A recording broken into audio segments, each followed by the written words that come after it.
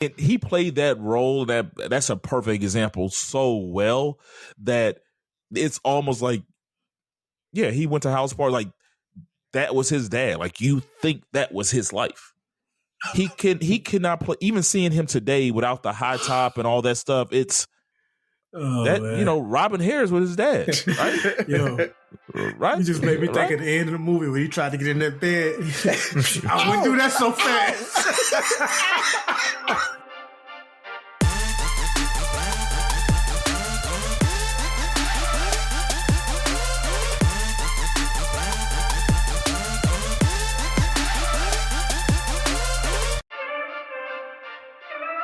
What up? It's Three Brothers No Sense, your favorite barbershop style podcast. I'm Tavares Ferguson, aka Ferg. Join my co-host Buff and Rozzy. Fellas, what it do? Lost in Space. I don't know if you guys ever saw that show. It was an old sci-fi movie back in the 80s, or like TV show back in the 80s. But we literally have astronauts that are lost in space or stuck in space right now. And they may not come back until like 2025. They may be up there just kind of hanging out in space for 3-4 months until they can figure out what's happening. NASA's trying to figure out what they can do and how they can get them back. But, they're scared. NASA's scared that we're going to lose them on re-entry or whatever. I don't even know what's really wrong with the shuttle that they can't bring them back, but whatever it is, they can't get them down. And so we have 2 astronauts just kind of stuck in space right now, which is kind of a little bit scary. Other than that, we have I reported Borderlands only made $8 million in its opening weekend, and so it is going to video, and they're going to put it on digital on August 30th, literally 3 weeks after it went to the theaters. They're putting it on digital because they figured that maybe they can get a little bit of money off of it that way. Redbox. Yeah. So put it in Redbox. Maybe that'll work. What else is happening? X-Men 97. Our homeboy Bo DeMaio. They fired him as it was coming out, and he was kind of making a big deal out of it. And Disney said, enough of your shit. We just gonna tell everybody what happened. And come to find out that he was sending like nude pictures of him or half naked pictures of himself in like superhero poses. Like, this is what I want Cyclops to look like and everything. And so they had like some sexual assault or like a hostile work environment. So whatever it is that folks thought, Disney came back and said, nope, that ain't what it is. So he is not coming back, and we'll figure it out from there. So how do people do that kind of stuff and just feel like, yeah, this will work? Yeah, it's I don't know, man. Like he posted the video or the picture that he sent, and it wasn't like him. It was like an artist drawing, like an AI drawing of him in Cyclops that he posted for Pride. And he's saying that's the only one. Disney's kind of pushing back a little bit and saying maybe that wasn't the only one that he sent, but he sent more like that. And so it became kind of like a sexual harassment type thing versus him just saying, here's the poses that I want to see type thing. But yeah, Bo DeMaio's out, man. He's not coming back, no matter how good that he was. But he was a really good producer, really good showrunner. He understood X-Men, but we won't get a season 2 of X-Men like that. So hopefully they bring a new showrunner in that can kind of do a little bit better, or at least live up to the hype that he started with it. So another case of he rapes but he saves. Right. Yeah. Classic case. Yeah. It's like, well, he didn't even rape. He just assaulted. He assaults but he saves. No. Okay. Last thing I got, man, is a couple reboots coming out. Buff, I think that was you that posted or shared the Martin reboot. So Martin, I don't know if it's an actual reboot. Is it real? Yeah, I don't know. Yeah, I don't know. I don't know if it's like fan made. I've seen it a couple of times, but it was on Martin's official, social media. So I don't know if he was just doing it to say, hey, we should reboot it because he'll get producer credit for it. So would it be in his a spinoff of his show? So maybe he's saying, yeah, go ahead and do it so he can get some money off of it versus it's greenlit. But there is talks of a different world spinoff where they're gonna have, I guess, Dwayne and Whitley kids are going to Hillman. So we may actually get a new series based in Hillman. With Grownish ending, I think it's kind of a good time to get that. They canceled All American Homecoming, and they're canceling Grownish now. So we don't have kind of a black experience or college experience show right now. So I think it'll be kind of a good thing for them to bring it back. So fingers crossed on that one. I'm a little worried about the Different World spinoff, but I wonder how are they going to try to make it a dramedy? Are they going to try to make it? You have any idea? No, it was just an announcement that, you know, they were doing it, so they don't have like a trailer or anything for us to kind of go off of. We don't have a synopsis other than it's the kids going to Hillman. There, I would assume it's probably going to be more of a dramedy kind of teen drama, kind of like Grownish or All American is. But I just hope it has better writing than All American had, because that was pretty bad. I didn't even get through the first season. And that's my fear. Something a Different World had a way, even though it was in a comedic way, it had a way of capturing the essence and closeness in the relationships and some of the issues of being at HBCU. Now, and I don't want them to downplay that or, lack of better terms, whitewash that, right? I think they did a great job with Bel Air. It hurts to see some of, you know, the characters we grew up on and love being on drugs and dealing with certain things, because, you know, there was a purity to that show. It was black excellence. You know, we haven't said that word in a while, Buff. Let your people know we said it today. Black excellence. And now got to see the vices that Carlton had, you know. With Carlton, but like on Bel Air, but I'm thinking, you know, Different World had a lot of that. Like they had drug addiction. They talked about sexual assault. But like, they didn't it was pretty heavy. They didn't make the show around that, right? There might have been a special episode. It was young kids enjoying growing up around a group of people, a support system. Like if you look at them, they became a family. They grew up together. You saw them being the little quirky kids and all that stuff. Dwayne Wayne becoming that little quirky kid that walked into Hillman and walking out a professor and being the man, right? Right. And I can kind of share that relationship, being a young, not necessarily quirky, but a young man from Mobile, Alabama with some experiences, and then walking away with a wealth of knowledge, a wealth of experience, you know, just it helped transform me. So, but I try to make this a show about HBCUs. It's just like when they, you know, sometimes they talk about leaving the greatness behind, but in Bel Air's case, I think they did a great job. It's just you take the good with the bad.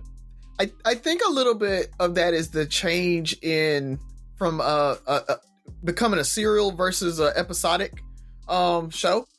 And if you look at a lot of the older shows, right, you look at the Martins and the even Fresh Prince of Bel Airs and Different Worlds, everything happened in that 30 minutes, right? Like it all got wrapped up in a bow. And so it was very episodic where I can go and watch a Martin episode and I don't have to go watch the whole season to know what's going on in this episode. Whereas now everything has to be serial, where it's like, I've got to watch this whole season to know even what's happening with it. And I think that's a little bit of what they need to try to get back to, because when Martin did that, towards the end of their run where they started becoming serial, it lost its luster. You just didn't care anymore because it was like, it was the seasons were dragging on. So I hope they do stay with kind of an episodic, like, you know, problem of the week thing, and they can get around it and kind of tell the good, you know, like the good tales and everything after. So that's what I want to see. Great take. Because now I think about it, it's the fact that you never know what you're going to get that next episode. Big Shirley can be in one and Jerome can be in the next. If it's not a Jerome heavy saga, you know, then you're not gonna see Jerome. And if you're not a Jerome, you're not a fan of Big Shirley, and this is all about Big Shirley and Cole getting together, you're like, I'm over this. I'll catch him next season. So good take. What you got for us, Buff? Got a couple of updates first. Last week I spoke about the 15-year-old that was handcuffed because she fell asleep on a field trip to court first. And that's what I get for assuming. I assumed it was a white judge. But old Kenneth King is a brother. But anyway, her mother is now suing the judge. And I don't remember if I talked about it on this show or if I just had conversations at work about this. But there was a teenager in New Orleans who was sexually assaulted. And the police officer that came and took her to the hospital to get a rape kit, he wound up grooming her and sexually assaulting her. So he wound up dying once he was sentenced to prison. But the family wound up suing the New Orleans Police Department because I think he had like some bad history, some bad behavior in the past. And basically they should have known what was going on and they kind of ignored a lot of red flags. She just won her lawsuit and she was awarded $1 million in New Orleans for that. So those are my two updates. Other than that, died? I mean, it's just like he had I think he had brain cancer. Something like that. Yeah. So he wasn't worried about any of his actions. He was just living his best freaking pedophile life. Yeah, he had like a wife and kid, I think, too. So extra bad. Especially that, she was a victim and, her and her mom like trusted him at first because, hey, right. police. And he used that to his advantage.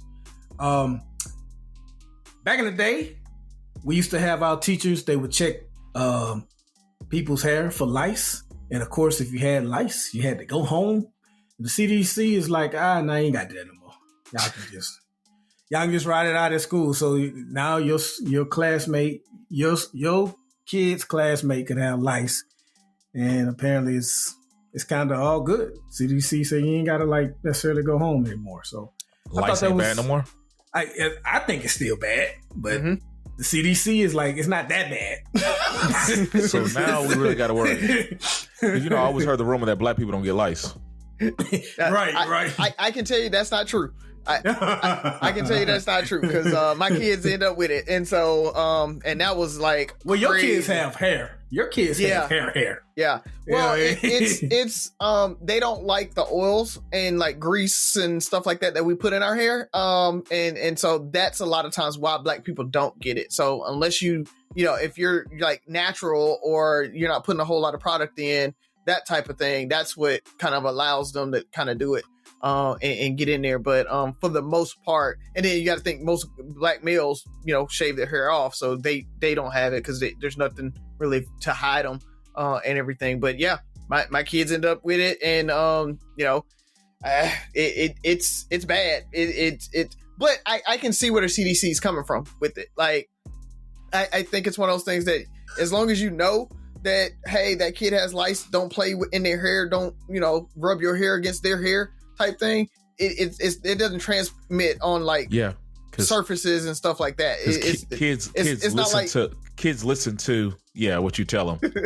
Yeah. So I can see school still saying no, you still need to stay home though, because like you said, kids don't do it. Like the school doesn't necessarily have to, like they can, I guess, implement their own thing. Like, nah, you still need to go home. Yeah. But listen, tell them not to play with the kids with lice. We have, as we record on a Thursday, we have a Democratic National Convention going on. And one of the criticisms of the Democratic nominee, Vice President Harris, has been that she didn't earn it. And overall, look at how she ran in 2020 and how her campaign flamed out. And her campaign was over before she even earned one vote. I was reading an article today, and it just spoke to how she didn't have the right people around her, especially when she became vice president. And a lot of her staff were like Biden loyalists and Democratic loyalists, and they cared about the party as a whole, but not specifically her. And it led to some bad moments with her, like her interview with Lester Holt on why she hadn't visited the border and things like that. I said all that to say, if you look at the energy that's around her now, and she seemingly has the correct people around her, still got a long ways to go. but she nowhere near came close to the enthusiasm and energy that she has now back in 2020. And I think that speaks to a larger point when it comes to politics. It got to be the right timing, the right messaging, and the right people around you, or I don't care how much of a superstar you are, it won't work. Barack Obama got blown out by Congressman Bobby Rush in his first national election. Well, not national because it was for Congress, but he got blown out. And they pretty much did what Trump kind of tried to do to him. But they was like, he's not from here. He's not one of us. Barack Obama, who is that? He ain't from Chicago. And they tore him apart. You look at Kamala Harris 4 years ago, she didn't make it anywhere near to this. And now look at her. Bill Clinton, he had a bad 1988 moment at the convention. People thought his political career was over. You look at McCain and how he wound up getting the nomination in 2008. That same year, it was looking bad. So politics is just a funny thing, man. Like, Obama is a superstar now. That speech that made him a star in 2004 at that convention, he had given that speech time and time again to where his staff would be like, oh, all right, yeah. And then he says it at the convention, and because it's the right time and just the right energy, boom, 2004, even though John Kerry lost, people was like, yeah, but did y'all see Barack Obama? He might do something. So politics is just a strange thing, man. It's all about time. And so even if someone loses badly the first time around, that doesn't mean they won't pop back up in 4 or 8 years later. So I just think that's interesting. And a lot of it is name recognition too, right? Like a lot of times that first foray into it is just them getting their name out there. Nobody knows you, but now they know you. And then you add in, she's been the VP for the last few years. So now she's in everybody's mouth. Everybody's talking about her. They know who she is. And so her coming back behind that, I think it makes sense. And then you talk about, like the right policy or the right platform. She shifted on some things that were really, really unpopular when in her 2020 race. And so I think all of that matters, right? Just like, okay, I heard you, I can shift. And folks, that is actually growth. You don't have to stay the same like as you were 4 years ago, 8 years ago, 15 years ago. When you start seeing that, hey, I'm a politician and I represent the people and that's what the people want, I'm a shift, right? I don't need to be as left as I was then. She's learned how to deal with her I can't even talk. Her district attorney days. Yeah. She's learned how to deal with that because she kind of shied away from that when she ran in 19/2020. And now she's leaning into it. Maybe it's because of the opponent that she's against, and that's what makes it work for her. But she's owning it more now, and she's not running away from her record. So yeah, and she's not leaning. She's not leaning into the whole "I'm a woman" like President or Clinton did. So that's the other part. And she's like, I like when Obama's they said or Michelle, she said there were like educated, successful people that happen to be black. And I think that's kind of the Kamala experience right now is I'm educated, I'm successful, I can do it, and I happen to be a woman. Instead of like Clinton came in, I'm a woman, so you should vote for me type thing. And it didn't resonate with people. That's all I got, though. That's all I got. The only thing I was going to say was, I mean, you were talking about timing, and it works on both parts. I think, and you mentioned this several times before, Trump was a response to Obama. Mm-hmm. Yep. I don't think there was any other time in recent history where he would have been able to come in with that posture, that energy that he had. It was a lot of backlash from this woke new America that a lot of conservatives weren't happy with. And so he was, I mean, even his "Make America Great Again" slogan was just perfect. It was perfect timing. It was a perfect catchphrase for what was coming off of. You know, you got to give his people, like you said, he had the right people. I mean, this guy for years was a Democrat. He supported a lot of these candidates that he tries to tear apart. I feel like, if I remember correctly, he even donated to Kamala at one point, right? Yeah, he did. And he even we go as far as him saying in an interview that if he ever ran for president or anything, like he would become a Republican because they'll believe anything. There's a lot of stuff behind it, but just because of the timing, the people, a catchphrase. So this might be her time. I mean, I'm excited to see this. I feel like 3 months ago when we brought up Kamala's name, we weren't take out her maybe views. It was still like, I don't think America's gonna get behind her. Yep. I'm shocked. And I think once again, timing, right? It was the debate. Biden has looked really presented himself as really weak, and he was a question for the longest, and that question was answered recently, and it's like we can't get behind that. So it was perfect timing. Yep. Good luck. Anything else? Well, I wanted to ask you this. I brought this in the group. Buff or Rozzy, can you kind of really give our listeners a breakdown on, because I get 1,000 text messages, emails a day about donating, and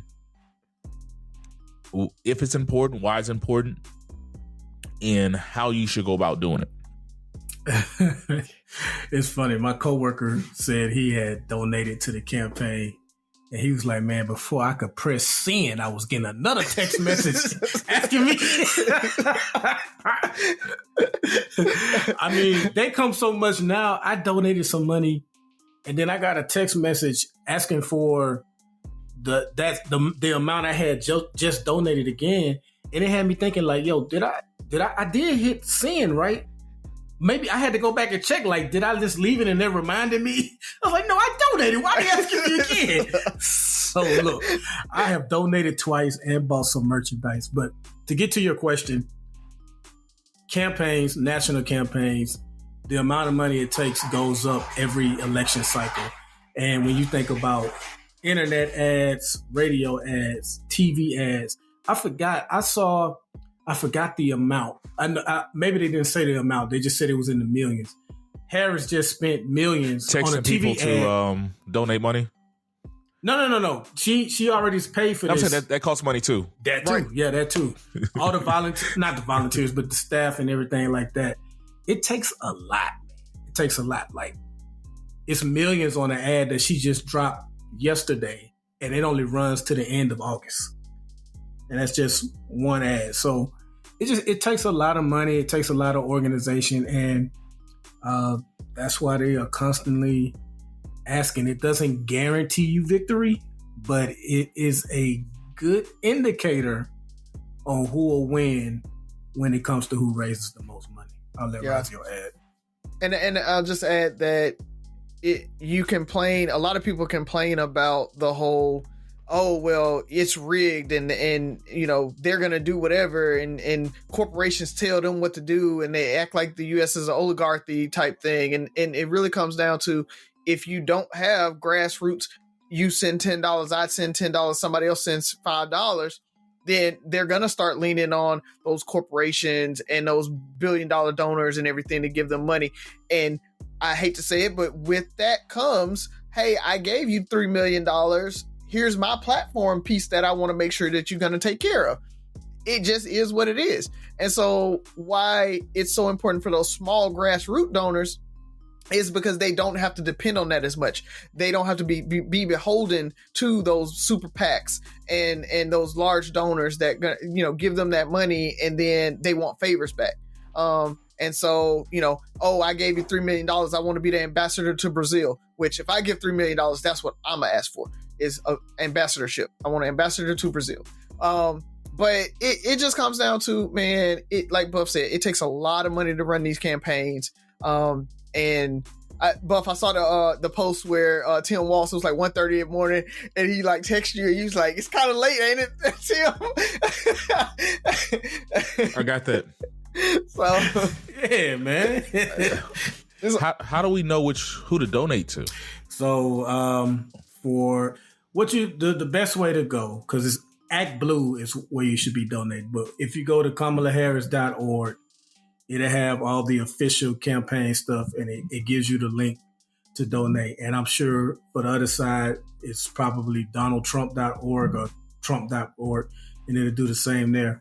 But I would always advise go to the candidate's official website, and trust me, they're gonna let you know how to donate. Yeah. So don't trust all these text messages and. Well, you usually they ask you for your information, your email and phone number. And so if you put your phone number in their official website and agree to receive text messages, then those text messages are probably from the official campaign. Yeah. But again, I'm not a big fan of clicking the link that's in a text message. I don't do that, and I would probably advise you not to do that, because especially with this huge data breach that we just had, a lot of phone numbers. You're starting to. I know I'm starting to get a lot more spam calls and spam emails just based off of that, and so you might want to. Maybe it prompts you. Oh yeah, I want to go ahead and donate, but like Buff said, go to the official site or go to ActBlue. ActBlue is easy because for the Democrats, if you want to donate to the Democrats, go to ActBlue, because for that you can go to any of the Democrats like groups. They have like, oh, I want to donate to Kamala. I want to donate to my congressional member. I want to donate. ActBlue is just the Democrats' official site for donating. So that's probably the easiest way to do it. And then you can kind of select who you want from there. Okay. At the end of the show or after this, can you post those sites on our page? Yeah. And I guess to be fair, we need to post Trump's as well. Yeah. I mean, do we have to be fair? You know what? I don't think we have to. Yeah, that's up to us. Right. All right. Who do we have time for? Sophie, want to jump into it? I think she has a joke. I told her to get one ready. So hold on one second. Let me go grab her. More rewards, more savings. With American Express Business Gold, earn up to $395 back in annual statement credits on eligible purchases at select shipping, food delivery, and retail subscription merchants. Enjoy the benefits of membership with the Amex Business Gold Card. Terms apply. Learn more at americanexpress.com/business-gold. Amex Business Gold Card. Built for business by American Express. This episode is brought to you by State Farm.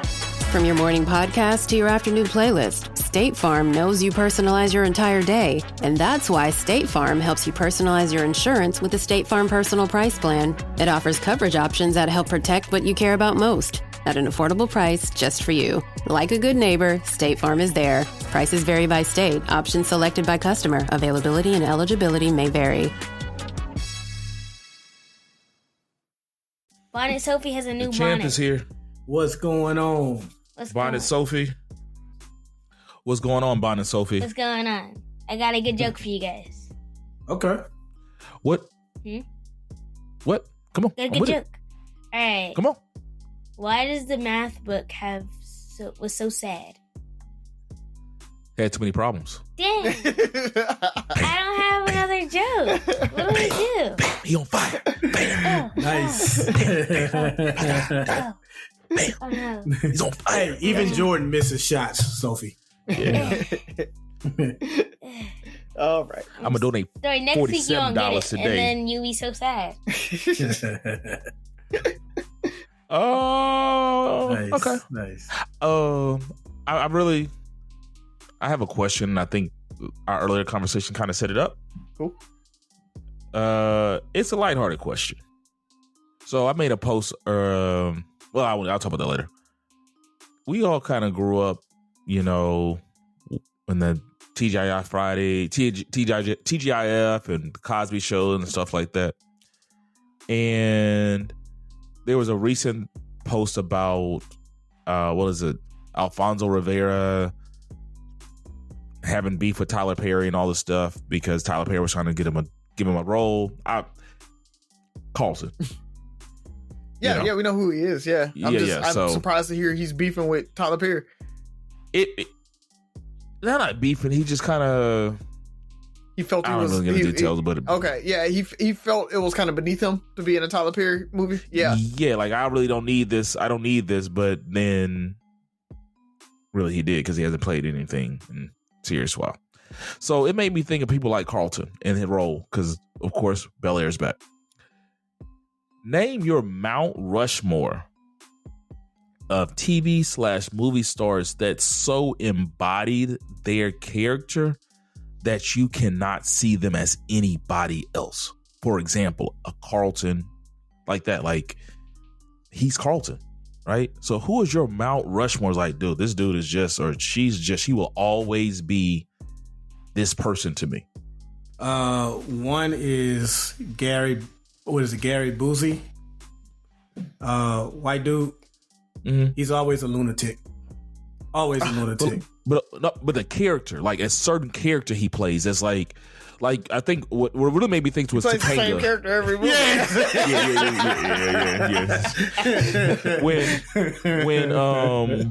Yeah. When we talked about Topanga, having breast cancer, right? And it was like Topanga, like that is in your mind, in my mind, that's her name. She is and always will be Topanga. I don't know what happened with her and Corey in real life, but she is Topanga to me. So it made me think of that. So he's dead, but James Gandolfini, he will always be Tony Soprano. Like he's in he's in a movie with Denzel Washington. He's in a couple other Doesn't movies. feel right. That's Tony Soprano, bro. Sorry, Yeah. That's it. That's one. I'm gonna see if Rozzy got one before I think of my other three. I mean, do we have to say Urkel? I mean, that's you got to throw him in there, right? Like what? He hates that. He hates that Jaleel so White. bad. Jaleel White. That's his name. Yeah. Urkel. He's Urkel. Yeah. And he can't shake it, right? Like It's messed up. he's tried other roles and nothing stuck. He was always going to be Urkel. So, go ahead. I was gonna say my number two. I don't know his name, but Jesse Pinkman from Breaking Bad. Yeah. He's Jesse Pinkman. Sorry. Okay. Yeah. That's two. Actually, I want to use Rozzy's Urkel too. So that's three. Jaleel White. Okay. Yeah.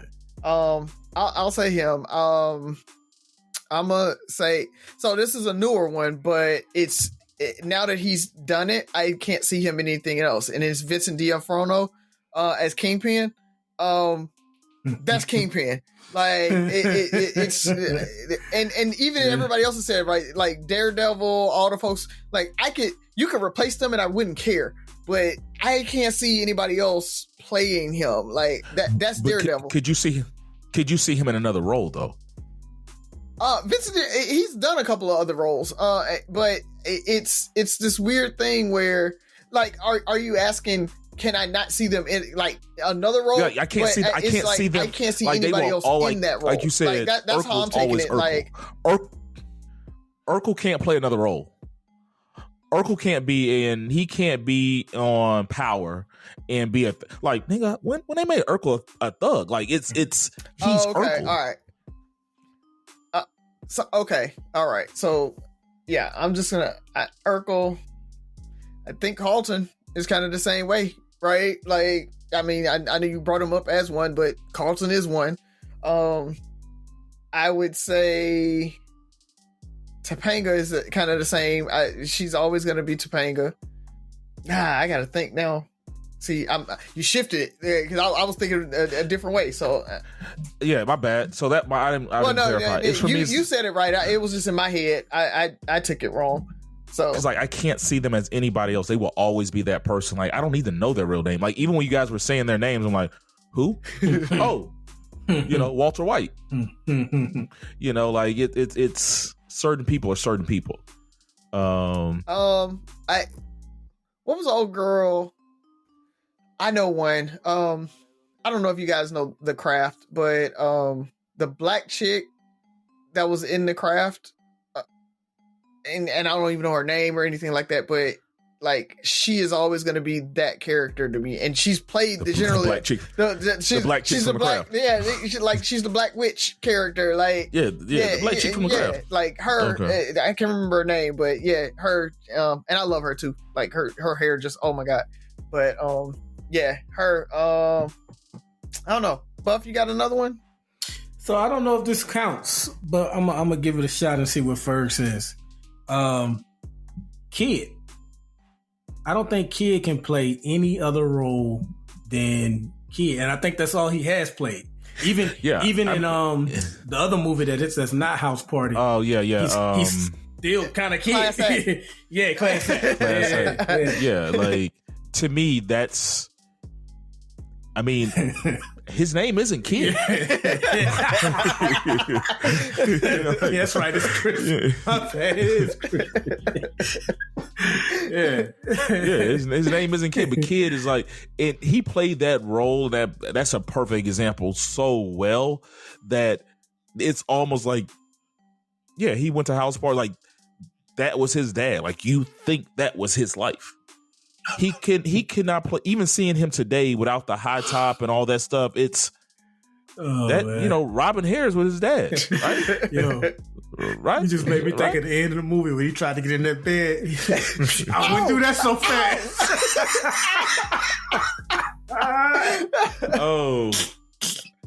Oh God. Yeah, that's definitely a good one. I'm trying to think, because I don't want to repeat the same, but Carlton is one, like out of all those characters, I feel like he is pigeon-held the most. Even when he was in the series with LL Cool J, it just it didn't feel right, and I just wanted him to be Carlton. Like I had to make him Carlton in my mind to accept his character. Of course, Urkel.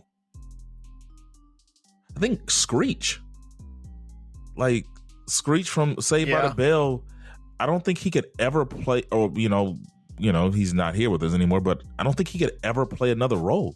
He played that porn role. That dude. And Screech. It's the thing about it is, I've never seen it, but I just always assume he would have walked down the street for the rest of his life, and people are gonna call him Screech. Yeah. Right. I think about somebody who's as great as Denzel, or when he played Malcolm X. When I visualize Malcolm X, I first see Denzel. He played that role to the T. One of the greatest roles I've ever seen. But yet Denzel, as great as he was in that role, can be other people. These people are like, nigga, this nigga's name is Screech. This dude is Urkel. Is that a little bit of them playing the role so well, but also them not having the range to play another character after? We don't know. You don't know. You never gave them a chance to. A hit sitcom can kind of be a gift and a curse for some actors, especially young. Mm-hmm. Yeah, most of these people were young, right? Like you grew up with them. Screech is Screech, Urkel is Urkel, Carlton, and maybe it's because and I was thinking about, is it because they were like lame? I don't know what the word is. Is it or there's similarities with these characters that make their characters so memorable that you when they play like a nerd or a lame, because like you look at even Seinfeld, George Costanza's character, I don't think he's really had any other work. Kramer is Kramer. Yeah. Could you see Kramer playing another role? Kramer is always Kramer. Yeah. But to your point, I think you're on to something with the whole, if they play like a nerdy character, they can't break out of that because everybody sees them as a nerd. So they can't play anything else, right? Carlton's Carlton because he's so lame. Will, as the cool guy, can shift and be a nerd, but you initially saw him as a cool guy, so you think he's playing a nerd, versus Carlton playing a cool character. You're just like, whoa, wait a minute, this isn't right, Carlton. That's not you. Like he can't be the lead, sexy, the heartthrob. It made me think of Tropic Thunder, where Robert Downey Jr. is like, you can't go full retard. Like it's like you just never go all the way. That was Tropic Thunder, right? Yeah. And Iron Man, like this dude is Iron Man now. Yeah. Like I can't see. Well, he's Dr. him Doom trying now, to. So and I just like I feel like he's Iron Man. So, but he's had movies since he played Iron Man. Because you got to think, when Iron Man came out, he had Sherlock Holmes. He was playing And then he had one other role. I think he was playing. Like he was, like Robert Downey Jr. was just all over the place. And again, I think it goes back to, it's because he was that leading character, that leading actor. You could see him shift, whereas those other characters, you can't see them break out of that because they're a supporting character that's kind of pigeonholed into that. So, aspiring actors out there, if you want work after your initial thing, don't take the nerdy role because you're going to get pigeonholed if it's your breakout. A beginning. Yeah, this is true. Yeah, yeah, or just super bad. We cracked the code, guys. Yeah, but even you can recover. You can recover from being a villain because people do not like Lawrence Fishburne. Ike. Mm-hmm. Yeah, that they hated him when he was Ike. Like he said, people still to this day don't like him for being Ike. Like, dude, that was a character. But yeah, I think that's the thing is everybody. You can look at all those other ones and feel like it's a character because it's almost unbelievable, right? Like nobody's that evil, and so it's easy for you to disassociate the actor from the character. But when it's like they're that lame, you're like, oh, they must be lame in real life. Like, you know, you just automatically associate them with it. So I got one last one because we're talking about evil people. Because I watched this show the other day with Z. Big Red from the 5 Heartbeats. And Eddie Kane Jr. Did Eddie Kane Jr. play in anything else? Yeah, but I think they were just smaller. Roles. That dude became Eddie Kane James when you become a crackhead. But Big Red, like that dude he's always Big Red. Yeah. He had an interview where he's talking about somebody stopped him on the street talking about, they were upset with him. Like, dude, that was a character. Relax. Like it's that was 40 years ago. Get over it. So that's my question. Nah, that was a fun one, man. You want to go, Buff? You got one? So, don't go full nerd. Yeah. So mine actually still kind of deals with Hollywood a little bit, but I think it may be a little more serious. And I'm struggling on how to even frame this as a question. But we know the new Color Purple came out late last year. And during their press run, Taraji had a lot of gripes and complaints, not only about Color Purple and how they were treated, but just Hollywood as a whole for a black woman and how she's not gotten the money that she felt like she's deserved. Like the case of Benjamin Button, I forgot how much she said she made, but it was like nothing compared to what you expect an actor or an actress to be to get paid in a movie. But not long after that, TMZ caught up with Vivica Fox and kind of just asked her, her opinion on it and stuff. And I admit, and I'm looking for you two guys to correct me, I admit that my own sensibility may be contributing to my disappointment. But when they asked Vivica Fox about it, she was pretty much like, I can't relate. I've always gotten what I deserve. So, I wish her the best, but I haven't experienced that in Hollywood. And it's like, for me, I was like, Taraji's been pouring her heart out. Do we owe some type of duty as black people? Like, we always talking about how we need to be a community and stuff and support one another, even if you haven't personally gone through it. Would a better answer have been, well, I haven't gone through it, but I do know that it exists, and I've seen it happen, or I've heard about it, and I know Taraji, and it's fucked up what she's going through. Maybe not say fucked up, but whatever.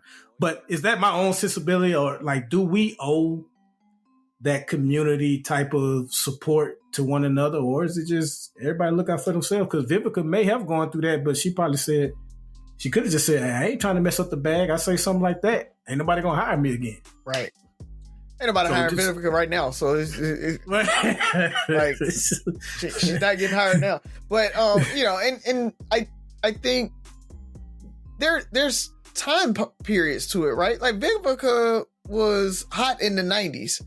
And she might have said, I never dealt with that or whatever, but she might have been and just didn't even know, right? She might have been undercut and lowballed, and she was thinking, oh, that's just what I was worth, right? Or that's what they were paying. Because it wasn't just her that was getting that. All women were getting. And that's the crazy thing about her saying, I didn't deal with that, when women, we know lead-in women were getting paid way less than lead-in men in movies back then. That's a fact. So for her to say that is just, it's, you know, disingenuous anyway, because you dealt with it, even just not even from a black woman, but just from being a woman, you dealt with it. So I think, to your question, I do think we owe a little bit to just be like, support each other in that. And like you say, it's, hey, that wasn't my story, but that's Taraji's. And I support, you know, I support my queen. I support, you know, my girl. And, you know, she needs to be paid equal pay, and she needs to be paid what, you know, other people are paying in the industry right now. She has a Grammy, right? Like, everybody can't say they're a Grammy award winning, or is it Emmy or Oscar? I think she has an Oscar. She's an Oscar. Yeah, for Benjamin Button. Yeah. So she has an Oscar, right? So like, she's Oscar award winning, and she got an Oscar for what was it? Hidden Figures too, didn't she? Did she? Mm-mm. I thought she got one. Did she get one for Hustle and Flow? They got a Grammy. I didn't even know Hustle and Flow got an Oscar. Okay. So, but she may have. Either way it goes, she has an Oscar, and so when she can go into a negotiation and say, I have an Oscar, and I'm still not getting paid what some other actress or actor out there that doesn't have an Oscar is getting paid. I've been in like all these movies that made, you know, hundreds of millions of dollars, and you're still not ready to let me carry a movie or whatever. I think that's something to kind of go and support that person. Because what's his name? Big dude that likes to do the robot all the time. What's his name? Terry Crews. So Terry Crews like said something about it at first, and then he came back and apologized and was like, you know, because he said did the same thing Vivica said. That's not my story. Yada yada yada. But then to your point, he came back and was like, look, I support her if that's her story. So I do think we owe it to each other to support each other, to hear each other, have empathy for each other, to advocate for each other. And I got a homeboy right now. AT&T is going on strike in the Southeast, and so, you know, that's kind of what it is, right? There's a Screen Actors Guild for a reason. There's a unions for a reason, to be able to say, hey, we should be getting this pay. And so as fellow actors, they should have been coming to her saying, why isn't she getting that, right? What she should be getting more and everything. But it's to your point about them not just want to mess up the bag. I think some people, Michael Jordan never came out about black issues, right? Because he didn't want to mess up the bag. That's one of the biggest gripes that people have with him, that he wasn't on the social tip. So I think it's, you can't come down on people too hard when they don't stand up, but at the same time, you know, folks, we have to stand up. I think that's the thing. The onus is on us to stand up for each other. But when folks don't, when they're protecting their livelihood, when they're protecting their bag, what little bit they might have with Vivica, right? Like, she's like, look, I'm having trouble getting roles. I ain't about to mess what little I do got up. So, you know, I think with her, she did what she needed to do for her life. And so, you know, I'm going to give her a pass on it and just say, you know, the people that can speak up, please do speak up. You look like you kind of. I don't. My opinion is probably a little unpopular.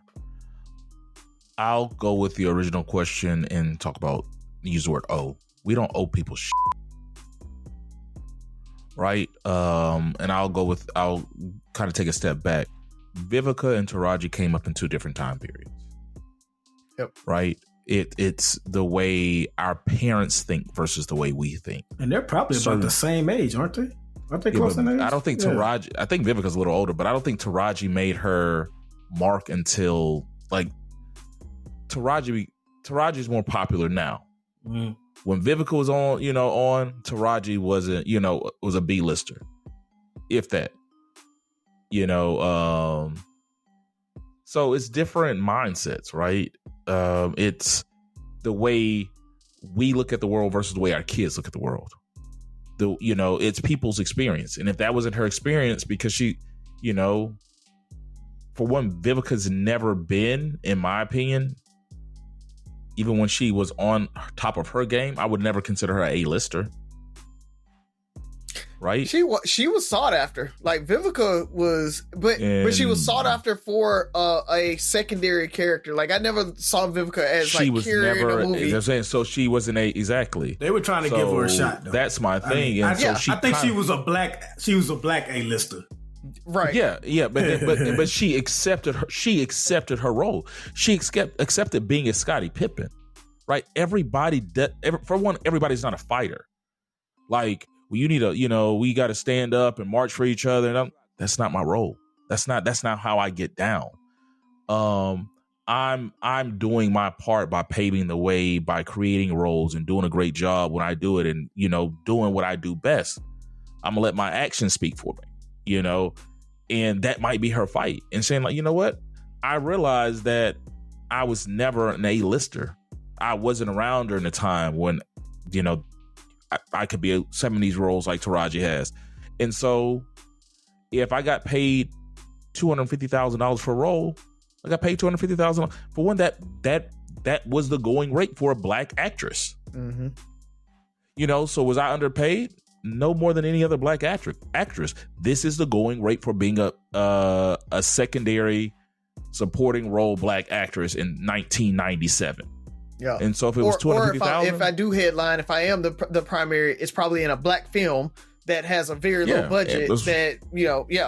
And so just because you feel like you should be getting as much as what Brad Pitt, right? And Benjamin Button, Tom Cruise, one of them, same person to me. Yeah. Brad Pitt. Then that's on you. That think you owe that. So I'm not mad at her for not going out of her way if that's who she truly is, right? If she's just like, I'm not a fighter and I pick and choose my battles. This is not the hill I want to die on. You're still getting work. You're cast in one of the probably most popular black films of 2023. Nobody asked me to be in that movie. Right. I haven't had a chance like this. We don't know what doors this is going to open for you. So I would love to make whatever she made this year to give me the opportunity to do something else. So I don't know. I mean, I don't feel like everybody's fighting for the same thing. Mm-hmm. Well, so I use Curious Case as Benjamin Button because I believe that was like one of the movies she cited. And that movie made over $300 million. And Brad Pitt reportedly was paid $10 million. And I think what she really was hung up on was what she was originally offered. She was offered $75,000 and they settled on $150,000. And I gotta say, I know Brad Pitt was the star of the movie. I get it. But $10 million to $150,000, that is a huge. I mean, like she wasn't just an extra. She wasn't an extra. But why did you accept it? I mean, it depends on what else you got going on, and like, I think I don't know if that's the right way to look at it, because if that's the case, the powerful can always keep the powerless down and say, well, what else you got? Yeah, because there's somebody that will take the 150, and that's why that'll take the 75. That's why you need a group to, and like that's why I was a little like I think what Rozzy said was good. You don't necessarily come down on Vivica, but I was a little disappointed because you can support her your own way. Yeah. So, but it was more a question of like about my sensibilities versus not everybody thinks like me. You know what I mean? Yeah. And I read she made 150 on that. And my thing is, if I was making a movie and it's about we're capitalist society, if I'm trying to make money, do I just, to be a nice guy, do I pay her $1 million? Like, could I have paid Vivica Fox $100,000? Right? Mm. Are you this important to the film? Did I know that you were going to break out like this, right? In this role and do it this way? Like she was dynamic in that role, right? But did I know this? I just needed I needed a black woman that had a name recognition in this role. That could be. It could be that simple. And studios don't always know how much they're gonna make on a movie. Right. But think about the movie. Pitch that movie to somebody. I do think 75 Thou Wow. 75 Thou Wow is like that's. I agree. That's but the thing about it is, right there. But the thing about it is, if just being realistic, like we're saying it from knowing what the movie made and all this stuff. How much do you think we can offer Taraji for this movie? Somebody said start with 75,000. Right. There's a reason they started there, right? Like if you're gonna go buy a house, you're gonna like somebody. I'm gonna offer them this because this is, I feel like, a safe negotiating space. Right. Why offer her $250,000, $500,000, whatever? If you really thought 75, you offered her 75. She settled for 150. Mm-hmm. Yeah. Like your top number might have been 250, but she settled. You weren't that far off. Yeah. Honestly, you weren't that far off. 75,000 compared to a $10 million salary and 150 to 75,000. You're not that far off. Yeah, because like it's still disrespectful. Like you say, when you look at the total budget of the movie, because you can't like you're saying, Buff, you can never look at what they made from the movie. You got to look at the budget, the production budget. Budget wise, I already blew $10 million on Brad Pitt because I needed the big name tentpole star to bring folks in. So I got that. That's a check there. I still have to pay for all the production, all the extras, lighting, food, all that other stuff. And if I'm trying to stay under $100 million, back then it's probably, I don't know what the budget was, but it might have been $75 million, right? Like I'm $30 million in just off of like locations and all of that. So like I get the numbers there too. Like, and I got to pay all the other non-extra actors on there. So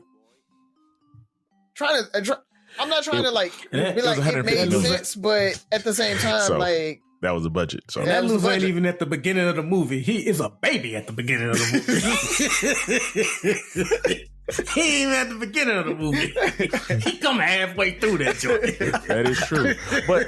But and I'm not saying it's right or wrong, but it's sometimes we talk about value, right? Like people say potentially knowing your value. Yep. Yeah. You know, I'm offering you 75. I'm worth twice as much. You settled for that. If your value is like, I'm not taking anything under 500,000, and I don't know why they offered me that. It may be, you know, and I've never been an actor, and like you saw this as an opportunity, so you said it's not about the money at this point. It's about being a part of this film that's going to be great. You read the script and all this stuff. I've heard situations like that, right, where you're like, this movie could be my breakout role, right? But at the same time, are you overvaluing what you bring? And I'm not saying she is right or wrong, but it's like, I offered you 75,000, you settled for 150,000.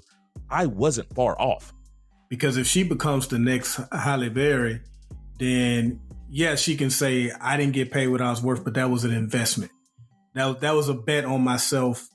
And so, right. I can see it that way as well. Also, is she Taraji today without Benjamin Button? Right, she's kind of just well, that's a good because she got Hidden Figures and and that happens because the black dude that played in Ghostbusters, I think he said he was paid like $5. It was something crazy because they came like at the end, like they brought him in kind of late. Yeah, and then what is your ceiling, right? Yeah. Like being honest, what is your ceiling? Are you going to be offered $10 million? Do you see somebody offering her? And I don't know. And it's not about Taraji. It's about any actor or actress. Do you see somebody offering you $10 million for a role? Do you see her being offered $10 million for a role? Is there a movie or something where you can say, you know what? We need Taraji. Do whatever it takes to get her. Yeah. Yeah, she don't command that kind of presence like Julia Roberts or somebody. Right. But but my original question, appreciate both of the answers, man. Just Vivica Fox does not owe her, but it would have been nice. That's all. Yeah, definitely would be nice. Support is always good. Yeah, somebody supporting you in your time, But Vivica been like same thing. Like, girl, you better take your money and keep on moving. It could be worse. But let's go ahead and close it out, fellas. This episode is brought to you by Indeed. When your computer breaks, you don't wait for it to magically start working again. You fix the problem. So why wait to hire the people your company desperately needs? Use Indeed's sponsored jobs to hire top talent fast. And even better, you only pay for results. There's no need to wait. Speed up your hiring with a $75 sponsored job credit at Indeed.com/podcast. Terms and conditions apply. Yeah, because Kamala's sister's speaking right now, so that means it's getting close. So, I will start then, and only a couple things. First of all I know is if Kamala wins this election, we're not going to be able to tell the AKAs not nothing. Her line sisters were on CNN talking about how AKA was the first and yada yada yada. Now they gonna have the first black female president. Is gonna be bad. It's gonna be all bad. Howard Ugrass too. Yeah, Howard. Oh man, they already stuck up. Got the big head, so it's gonna be bad. They just need to. I feel like they just need to be patient. don't like just kind of calm it down. Yeah, just kind of just be low key. Now, when the results come in, talk all your noise. Yeah. Right. But just don't because some of that can turn people away. Right. Yeah. Like it's bad. It's bad. So that man, for all the folks, Birmingham Foodie Fest is coming September 11th here in Birmingham. So come check that out if you are in the town. Birmingham is known to be a foodie city, so it's always a good time to come out, check out the food, that type of thing. I think they're trying to kind of get it big enough to be kind of like will never rival Taste of Chicago. So I don't want folks to be like I'm trying to come for them, but that's kind of the vibe they're trying to go for with it. So I think that's going to be a good one. And I just want to shout out to Alabama Leadership Initiative.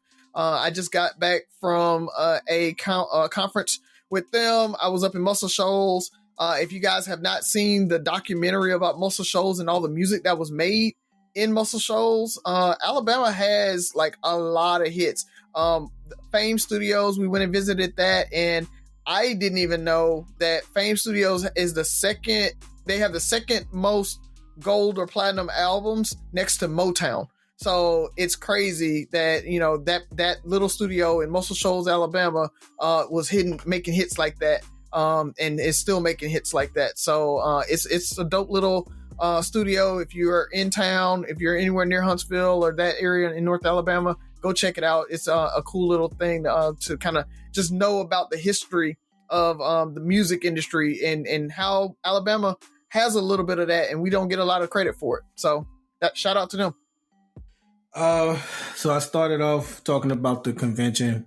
I'm going to end talking about the convention, so to speak, and that is former Secretary of State, former First Lady, former Senator Hillary Clinton, former Democratic nominee Hillary Clinton spoke at the convention on Monday or Tuesday, one of them. And I just want to say, she better than me. My speech, if I went through what Hillary went through, my speech would have been laced with so much petty. Oh, y'all scared of Trump, huh? Guess what you could have did 8 years ago, huh? Guess what you could have did? Voted for me, huh? Oh, you worried about abortion rights? Oh yeah. Guess what you could have did? Nah, but y'all was worried about my emails, right? Huh? Did you vote for me? Did you vote or did you stay home? It would have been a whole lot of petty, but she was gracious. She did very well. And I know she probably feels some of that.